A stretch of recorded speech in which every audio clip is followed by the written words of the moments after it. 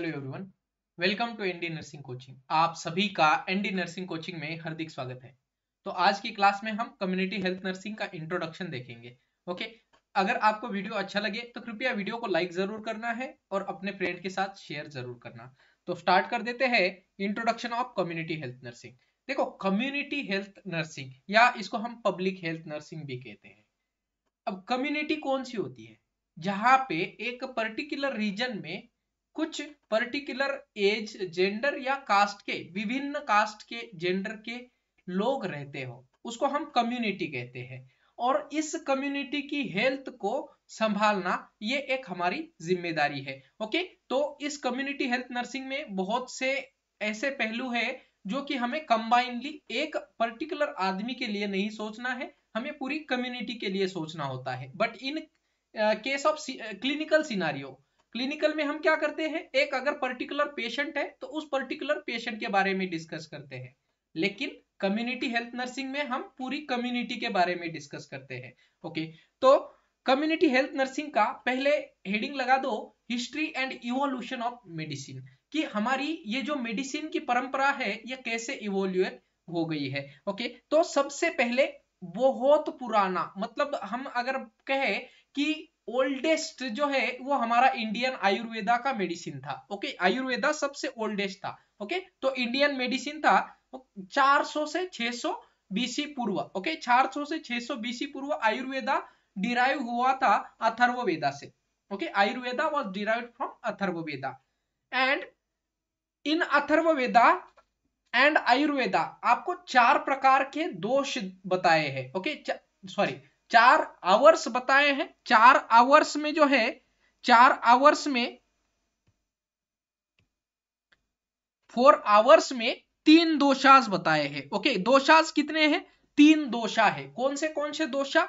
एक है वात, दूसरा है पित्त और तीसरा है कफ।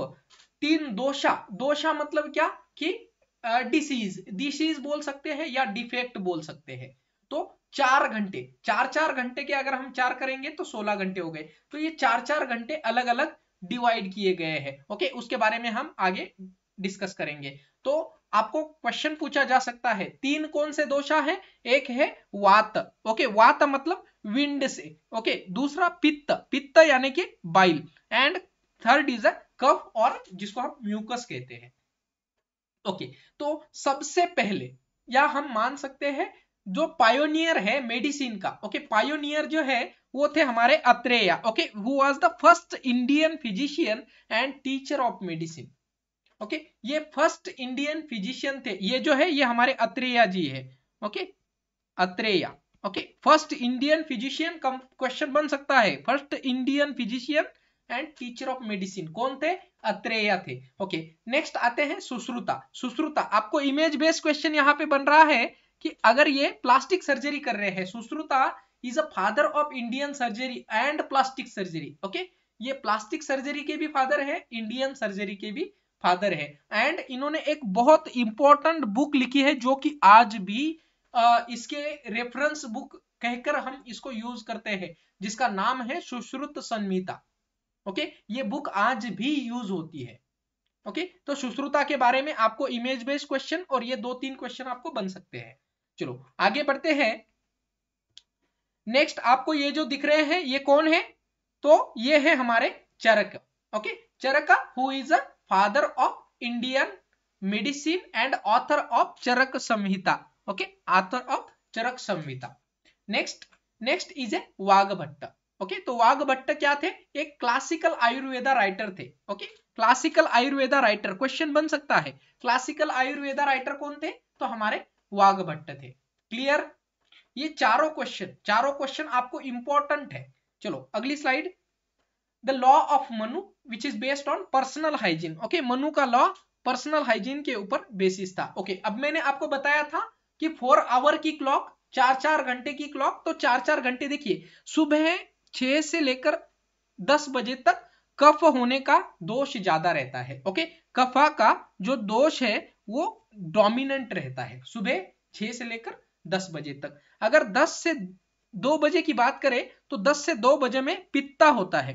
पित्ता होता है, क्यों पित्ता होता है? बिकॉज हम ये 10 से 2 बजे तक यूजुअली जो है वो लंच कर लेते हैं, ओके, लंच कर लेते हैं, ब्रेकफास्ट कर लेते हैं, तो इसकी वजह से हमें जो है कफ होने का, सॉरी, पित्ता होने का दोषा हो सकता है। नेक्स्ट अगेन इवनिंग में 2 to 6 PM वात हो सकता है, which is caused by wind, ठंडी हवा हो सकती है, एंड 6 to 10 PM में अगेन कफ। क्लियर? तो ये 4 Ayurvedic clock, this is called as an Ayurvedic clock. Next Unani tip, okay, ये भी एक अरब मेडिसिन है। यूनानी टिप क्या है? एक प्रकार की अरब मेडिसिन है, which is promoted and compiled bye Arab, and it is derived from Greek medicine, okay. ये जो यूनानी टिप है ये ग्रीक मेडिसिन से एंड रोमन मेडिसिन से डिराइव की गई है, एंड विच इज प्रोमोटेड इन, अभी हमारी इंडिया में भी इसका यूज हो रहा है। रहेस Abu Bakr, okay, who is known for his contribution in pharmacology and pediatrics, okay, नाम याद रख लेना, Rhazes Abu Bakr, okay। Next other contribution, इनके अदर कंट्रीब्यूशन है, they are works on papillary reaction and mercury purgatives, okay. ये papillary reaction mercury purgatives है क्या? तो पैपिलरी रिएक्शन क्या है? Which is raised area of inflammation without vessels, okay. Papillary reaction मतलब क्या है कि कुछ ऐसी हमारी एरियाज है इन्फ्लेमेशन की जहां पे वेसल वगैरह कुछ नहीं है, ओके, बट इन्फ्लेम्ड हो चुके हैं, that is called as papillary reaction. And follicular reaction क्या होती है? दो प्रकार की रिएक्शन है, पैपिलरी एंड फॉलिकुलर। तो फॉलिकुलर रिएक्शन क्या है? Which is raised area of inflammation with the vessel. For example मान लेते हैं, देखिए ये एक हमारी वेसल है, ओके। अगर इस वेसल के ऊपर अगर कोई इन्फ्लेमेशन हो गया इस वेसल के ऊपर, तो इसको हम molecular reaction, sorry, follicular reaction कहते हैं। क्या कहते हैं? Follicular reaction. ये क्वेश्चन पूछा जा सकता है, ओके। और पैपिलरी रिएक्शन क्या होती है? पैपिलरी रिएक्शन, पैपिलरी रिएक्शन में कोई भी वेसल नीचे नहीं है, फिर भी वहां पे जब इन्फ्लेमेशन होता है या इन्फेक्शन होता है तो इसको हम पैपिलरी रिएक्शन कहते हैं, ओके।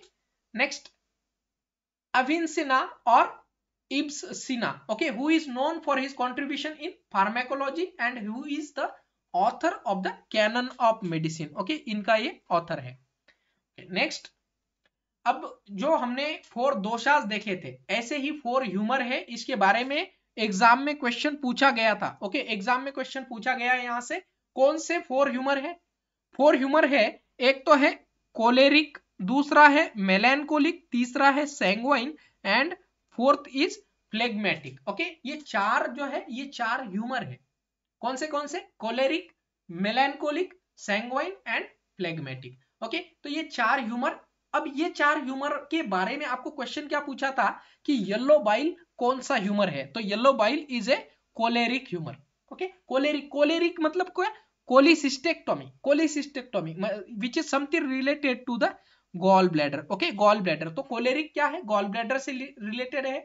गॉल ब्लैडर का बाइल कैसा होता है? पीला कलर का होता है, ओके। तो येलो बाइल विच इज, अब ये 4 ह्यूमर, जिसमें अब येलो बाइल में क्या आता है? Fire, childhood, hot and dry season, okay. तो ये आपका फोर्थ ह्यूमर में आता है।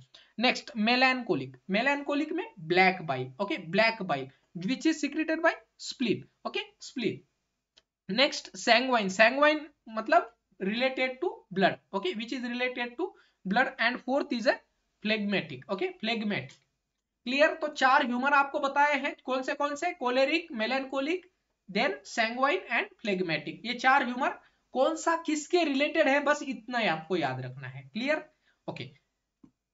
Now we will see about Chinese medicine, okay, which is also a बहुत ट्रेडिशन वाला मेडिसिन है, बहुत पुराना मेडिसिन है Chinese medicine, which is based on yin and yang principle. इसके बारे में भी क्वेश्चन पूछा गया है एग्जाम में, यिंग एंड यांग प्रिंसिपल क्या होता है? आगे हम देखेंगे यिंग एंड यांग प्रिंसिपल क्या है।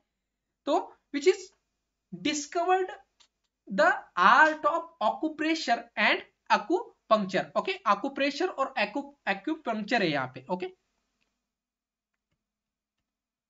एक्यूपंक्चर और एक्यूप्रेशर की आर्ट जो है ये इन्हीं ने डिस्कवर की थी। Next, it includes, it also, they also found the hydrotherapy, massage therapy, dietetics and nutrition, ये सारी चीजें इन्होंने डिस्कवर की थी, okay. Hydrotherapy, massage therapy, dietitian and nutrition. Now we will see about Egyptian medicine.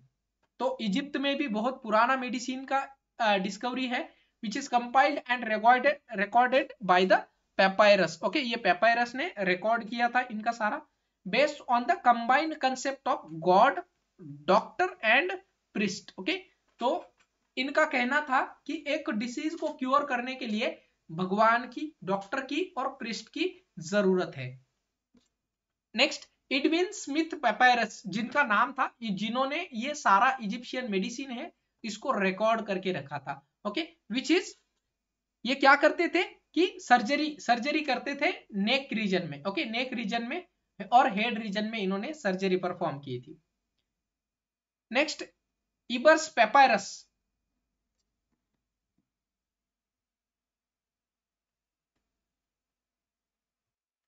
इन्होंने drug prescription के बारे में लिखा था। ओके, प्रिस्क्रिप्शन एंड ड्रग्स के बारे में लिखा था। Harrows is a god of Egyptian medicine. Okay, question बन रहा है सर, क्वेश्चन बन रहा है God of Egyptian medicine. Okay, God of Egyptian medicine अगर पूछा जाए तो हमारा है हॉरस। ओके, क्लियरली याद रखना है सब लोगों को। Okay, so herbs which are a major part of Egyptian medicine. Okay, तो ये सारे जो फूल पौधे पत्ते का जो है इन्होंने यूज किया था मेडिसिन के अंदर। ओके, तो उसमें कौन से हर्ब्स थे, जैसे ओपियम है, कैनाबीज है, मायरीथ है। ओके, ये सारे जो है ये बेसिक हर्ब्स जो है इजिप्शियन मेडिसिन में यूज किए गए थे। ओके, नेक्स्ट हम देखते हैं yin and yang principle. Okay, जो मैंने आपको बताया था यिंग एंड यांग प्रिंसिपल, ये क्या है यिंग एंड यांग प्रिंसिपल? तो यिन का मतलब, यिन मतलब कि in which is showing properties of feminine, passive, receptive और डार्क साइड। ओके, यिन मतलब डार्क साइड, यांग मतलब व्हाइट साइड। ओके, या फिर ब्राइट साइड। ओके, तो ये यिन एंड यांग प्रिंसिपल, तो ये हर एक आदमी के दो पहलू है, एक है डार्क साइड, एक है व्हाइट साइड और ब्राइट साइड। ओके, तो ये यिन एंड यांग प्रिंसिपल है। Mesopotamian medicine. Okay, Mesopotamian medicine क्या है? तो which is known as a cradle of civilization. Question बनेगा, क्रेडल ऑफ सिविलाइजेशन किसको कहते हैं? तो मेसोपोटामियन मेडिसिन। क्यों क्रेडल ऑफ सिविलाइजेशन कहते हैं? क्योंकि इन्होंने क्या किया कि अलग अलग प्रकार की स्पेशलिटी बना दी डॉक्टर की, जैसे कि the doctors which is use herbs in their treatment, तो which is called as a physician. Okay, अगर कोई चाकू छुरा यूज करता है तो उनको कहते हैं सर्जन। ओके, अगर कोई हमारे मेंदू के या दिमाग के बारे में ट्रीटमेंट करता है तो उनको साइकियाट्रिस्ट कहते थे। ओके, तो इन्होंने ऐसी स्पेशलिटी ऑफ डॉक्टर बनाए थे। Okay, and the studies of geometry and prescription writing भी मेसोपोटामियन मेडिसिन में आते हैं। Okay, clear? और इस मेसोपोटामियन मेडिसिन में ही कोड ऑफ इथिक्स, डॉक्टर्स के बारे में कोड ऑफ इथिक्स क्रिएट किए गए थे। ओके, अब इनको आप शायद पहचानते ही होंगे, Hippocrates. Okay, next is Greek medicine. Greek medicine Asclepius, so which is a god of medicine. Okay, next, इनके 5 डॉटर थे, 5 डॉटर के बारे में आगे बताऊंगा। तो बेसिकली 2 डॉटर बहुत इंपॉर्टेंट है, Hygieia and Panacea. Okay, which is, Hygieia कौन है? Goddess of health. क्वेश्चन बनेगा गॉडेस ऑफ हेल्थ किसको कहते हैं? तो हाइजिया को कहते हैं। और गॉडेस ऑफ मेडिसिन किसको कहते हैं? पेनासिया कहते हैं। पेनासिया को गॉडेस ऑफ मेडिसिन कहते हैं। Okay, next, Hippocrates. ये जो है ये हिपोक्रेट्स है। हिपोक्रेट्स के बारे में ज्यादा बताने की जरूरत नहीं है, which is give an organize understanding of medicine. Medicine के बारे में बहुत अच्छे से इन्होंने पढ़ाई की थी, which is a first true epidemiologist. Okay, अब आपको यहां से 2 क्वेश्चन बनने वाले हैं sir. First true epidemiologist Hippocrates है हमारे। ओके, सॉरी, अगर आपको पूछा जाए मॉडर्न मॉडर्न एपिडेमियोलॉजिस्ट कौन है? ओके, मॉडर्न एपिडेमियोलॉजिस्ट कौन है? मॉडर्न एपिडेमियोलॉजिस्ट, तो आपको नाम याद रखना है, Jon Snow. Okay, Jon Snow कौन है? मॉडर्न एपिडेमियोलॉजिस्ट है। क्लियर है सभी को? क्लियर है? Okay, next, Hippocrates is also a father of medicine and author of air, water and places. इस बुक का ये है ऑथर है। अब बेस्ड ऑन 4 ह्यूमर्स जो कि मैंने आपको पहले बताए थे, mucus, gall, intestinal matter and blood. Okay, blood को हम सैंग्वाइन कहते थे। ओके, सैंग्वाइन याद है ना, सैंग्वाइन कहते हैं हम ब्लड को। ओके, तो म्यूकस को फ्लेगम, गॉल की सिक्रीशन को येलो बाइल, ब्लैक बाइल किसको कहते थे, इंटेस्टाइनल मैटर को ब्लैक बाइल कहते थे। ओके, और ब्लड को सैंग्वाइन कहते हैं। ओके, तो इन 4 ह्यूमर्स के बेसिस पर इन्होंने मेडिसिन को पढ़ा था। Okay, next Roman medicine. Roman medicine which is concept of health policy, sanitation and public health. इसमें अब आपको क्वेश्चन क्या बनेगा कि पब्लिक हेल्थ का कंसेप्ट जो है, ये पब्लिक हेल्थ का कंसेप्ट हमारी रोमन मेडिसिन में आया था। ओके, पब्लिक हेल्थ का कंसेप्ट कौन सी मेडिसिन में आया है, तो रोमन हेल्थ में, रोमन मेडिसिन में। Okay, clear. Gallon who is known for his contribution in anatomy and physiology. ये गैलन की आज भी बुक चलती है। ओके, गैलन की एनाटॉमी और फिजियोलॉजी की जो बुक है, वो एमबीबीएस के जो स्टूडेंट है वो गैलन की एनाटॉमी और फिजियोलॉजी की बुक आज भी रेफर करते हैं। मॉडर्न मेडिसिन, तो modern medicine which is also known as scientific medicine. अभी हम क्या कर रहे हैं, पहले क्या होता था कि मिथ चलते थे या मुहावरे चलते थे कि किसी ने बताया है कि इस चीज को लेने से कफ ठीक हो जाता है। ओके, बट ये कहीं साइंटिफिकली प्रूव नहीं था। अब आजकल क्या होता है, कोई भी एक दवाई बाजार में आनी है तो उसके पहले उसके ऊपर बहुत से रिसर्च होते हैं, पायलट स्टडी होती है। ओके, उस पायलट स्टडी में कुछ सैंपल को लेके, कुछ अमाउंट ऑफ सैंपल को लेके उनके ऊपर यह दवाई का इलाज किया जाता है या यूज किया जाता है इन द लेबोरेटरी। ओके, और उनको क्लोजली ऑब्जर्व किया जाता है। उसको हम कहते हैं साइंटिफिक मेडिसिन, कि जब इस, या फिर हम इसको कह सकते हैं एविडेंस बेस्ड मेडिसिन। ओके, जो कि हम पहले पायलट स्टडी करके फिर उस स्टडी को जनरलाइज करते हैं। Okay, now Fractorius, okay, who is a founder of epidemiology, okay, and the theory of contagion, okay, इनके फाउंडर है ये। Next Andreas Vesalius, okay, father of modern anatomy and author of first book of scientific medicine. Okay, first book of scientific medicine के author कौन है, तो Andreas Vesalius. Okay, and who is also a father of modern anatomy. Next is Fabrica. Fabrica Ambroise Paré, father of modern surgery. Question बन रहा है, father of modern surgery Ambroise Paré. Edwin Chadwick, okay, तो Edwin Chadwick sanitary awakening इन्होंने की थी 1832 में। Okay, based on cholera and cholera epidemic in UK. Okay, establishment of public health act in the UK 1848 में public health act establish हुआ था। Okay, doctor John Snow, father of epidemiology, John Snow, father of public health. ये question आपको repeated पूछा गया है, father of public health, तो ये कोलेरा है। ओके, पब्लिक हेल्थ का फादर कोलेरा है। Okay, father of epidemiology John Snow. Next, father of medicine कौन है, तो अभी मैंने बताया था Hippocrates. Hippocrates is the father of modern medicine. Father of bacteriology Louis Pasteur. Next, father of immunology तो Edward Jenner. Father of Indian medicine Charaka. और father of Indian surgery Sushruta, okay, जिन्होंने सुश्रुत संहिता लिखा है। Father of modern anatomy Andrews वेसेलिस। ये question direct one liner question है, एक mark यहां से बन रहा है। ओके, फर्स्ट एंटीबायोटिक कौन सा आया था, पेनिसिलिन जी आया था। ओके, अलेक्जेंडर फ्लेमिंग ने डिस्कवर किया था first antibiotic. Next, growth chart. Okay, growth chart made by David Morley, okay, using weight for age. Okay, ये क्वेश्चन आपको अभी लेटेस्ट एग्जाम में पूछा गया था क्या, कि इस ग्रोथ चार्ट में हम क्या मेजर करते हैं, तो वेट फॉर एज करते हैं। Weight for age, not age for weight. Okay, weight for age मतलब कि मान लो एक 10 साल का बच्चा है, उस 10 साल के बच्चे का एज अगर 10 साल है तो उसका वेट कितना होना चाहिए। Okay, not height for age. Okay, हम हाइट नहीं लेते हैं, एज फॉर वेट लेते हैं। Next, blood group. ये तो बहुत सिंपल क्वेश्चन है, कार्ल लैंडस्टीनर ने ब्लड ग्रुप का डिस्कवरी किया था। ओके, नेक्स्ट हम देखेंगे countries pioneering in public health. तो कौन सी कंट्री जो है पब्लिक हेल्थ में किन्होंने जो है योगदान किया है। तो कंपलसरी सिकनेस इंश्योरेंस, ये जो जर्मनी में सबसे पहले स्टार्ट हुआ था, कंपलसरी सिकनेस इंश्योरेंस, कोई भी पैदा होते ही उसका सिकनेस इंश्योरेंस स्टार्ट कर दिया जाएगा। फैमिली प्लानिंग प्रोग्राम, बहुत प्राउड की बात है कि हमारे इंडिया जो है कंट्री जिसमें फर्स्ट टाइम जो है फैमिली प्लानिंग प्रोग्राम इंट्रोड्यूस किया गया था पूरी दुनिया में। नेक्स्ट, ब्लाइंडनेस कंट्रोल प्रोग्राम भी सबसे पहले इंडिया में स्टार्ट हुआ है। Next, first health care system and public health, okay, public health ये यूके में स्टार्ट हुई थी।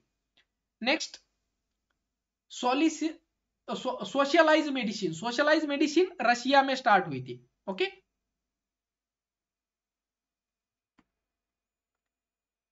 नाउ